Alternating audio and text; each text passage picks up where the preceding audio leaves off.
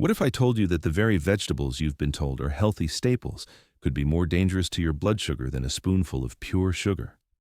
It sounds impossible, but for millions dealing with diabetes, it's a dangerous and hidden truth. Welcome, my friends. Professor Vitalis here with your daily dose of wisdom and wellness, where science and experience walk hand in hand. Stay with me through our entire discussion today, because this is crucial. At the very end, I will share a simple, actionable principle that you can use immediately. More importantly, I'll reveal how a conscious choice in the produce aisle can help you lower your blood sugar by as much as 30 to 40% in just 1 week. The secret is already in your kitchen, and you need to know how to use it. Today, we are tackling a critical topic: the vegetables that can be more harmful than sugar itself for those with diabetes. Many of us operate under the assumption that a vegetable is always a healthy choice, always a safe bet. This is a profound and common misunderstanding. The reality is, there's a whole group of vegetables that can cause a dramatic spike in your blood glucose levels. When this happens, your pancreas is forced into overdrive, and over time, this can lead to serious complications. At the same time, another group of vegetables does the exact opposite. They actively help lower your blood sugar, support a healthy weight, and protect your heart and blood vessels. We are dedicated to bringing you this kind of clear, high-quality information about your health, so I thank you for making the time to learn with me. So let's understand this together. Which vegetables should you limit or remove entirely, and which should you welcome onto your plate every single day?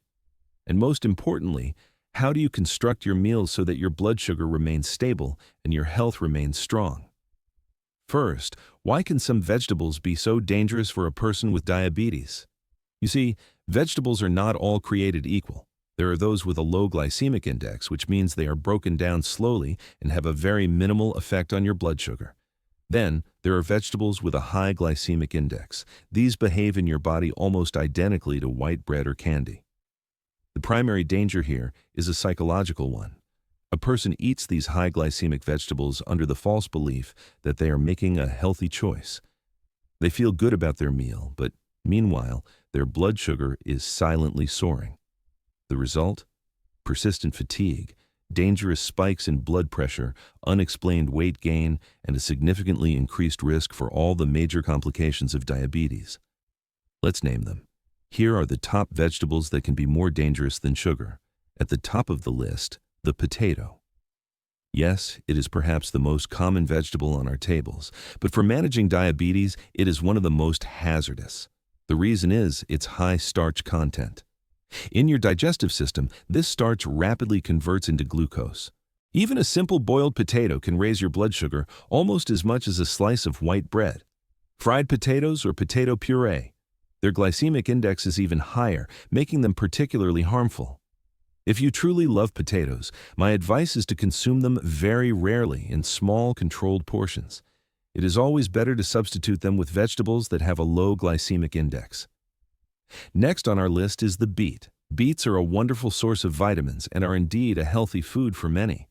But for a person with diabetes, they can be treacherous. In its raw form, a beet's effect on blood sugar is moderate. However, once it is boiled or baked, its complex carbohydrates break down into simple sugars that are absorbed very quickly. If you choose to eat beets, please do so only in limited quantities and preferably raw, thinly sliced into a salad, for example. Then we have the carrot. Similar to beets, carrots contain a surprising amount of natural sugars. Eaten raw in moderation, a carrot is relatively safe.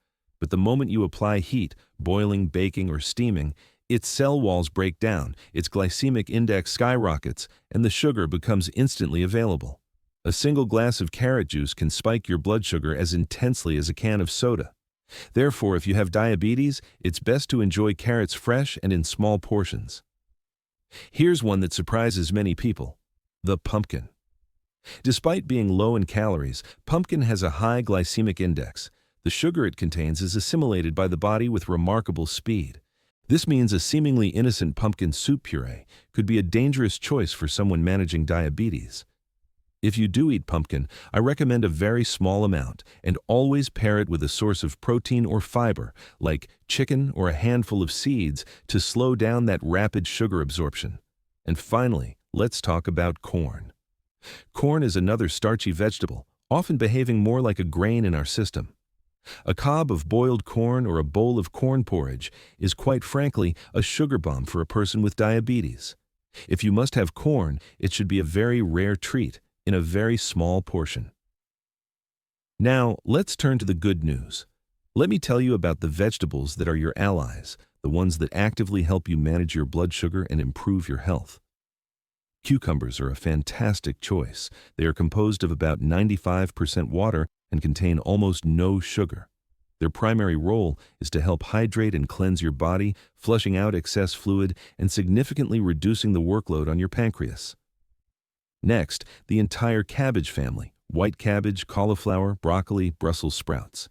Any type of cabbage is beneficial for diabetes. It is rich in dietary fiber, which acts like a sponge in your digestive system. It physically slows down the absorption of glucose from your meal into your bloodstream and promotes excellent gut health. Zucchini is another champion. It's light, low in calories, and has a negligible effect on blood sugar. It's incredibly versatile and can be enjoyed stewed, boiled, or baked as a wonderful addition to any meal. Don't forget your leafy greens: spinach, lettuce, parsley, and dill. All of these are packed with fiber, vitamins, and minerals. They fill you up, provide immense nutritional value, and help you maintain excellent control over your blood sugar levels. And finally, the bell pepper, whether red, yellow, or green. It is low in both calories and sugar, but brimming with vitamin C and powerful antioxidants that help combat inflammation. It's an outstanding choice for salads and a variety of dishes. So, how do we put this all together into a practical eating plan? First, eliminate or severely restrict the starchy vegetables we discussed: potatoes, corn, and any cooked carrots, beets, or pumpkin.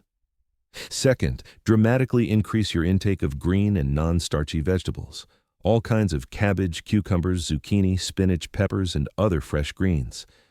Third, always combine your vegetables with a source of lean protein like fish or chicken, or plant-based protein like beans and lentils.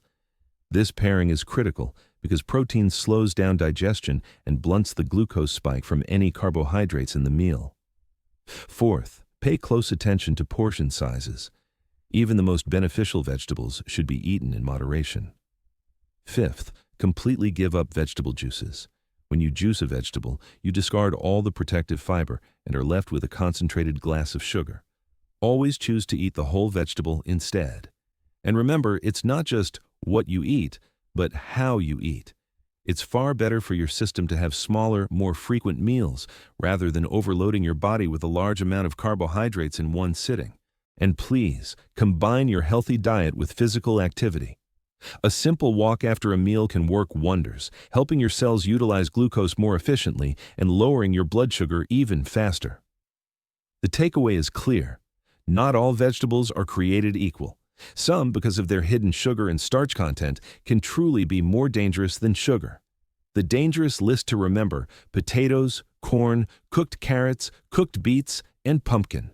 The beneficial list to embrace: cucumbers, all types of cabbage, zucchini, spinach, leafy greens, and bell peppers. By making the right choices, the choices we've discussed today, you can see a significant improvement in your blood sugar levels, often within a single week. Protect yourself, eat wisely, and your body will thank you with health and renewed energy. Knowledge only works when you apply it.